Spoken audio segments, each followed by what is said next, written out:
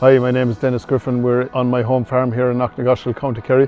We're located in a high rainfall area around here. Roughly get around 2 metres of rain per year on average.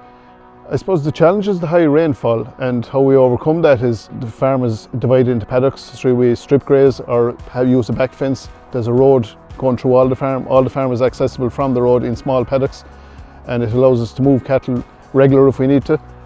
The advice coming in 2021-2022 was to use multi-species lay or red clover. So I decided in the reseed I was doing in 2023 to use multi-species sward, and I incorporated that into a 3-acre field last year. Sowed it in May. It took a few weeks to come because it was the drought, but once it came then I was actually putting cattle into that field every 2 weeks to keep the grass down.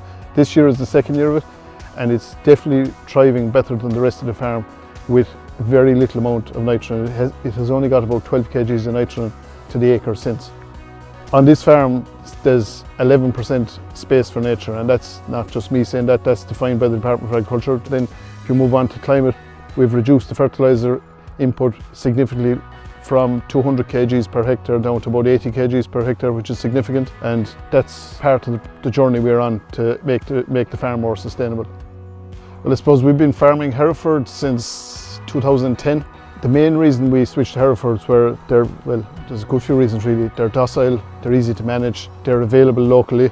I would highly recommend Hereford cattle to any farmer, especially if you're in an area where there's high rainfall. Their weight gain per day I have found in this type of land is much better than any other breed I've ever tried. I suppose the high rainfall, the fact they're ready at a lighter weight and you can actually carry more of them to do the same thing, but your weight gain per animal is the same. So if you can carry extra animals and you have the same weight gain per animal as you would with bigger animals, that means more weight gain per hectare, which is good because, in other words, that will help the bottom line as well, so it does.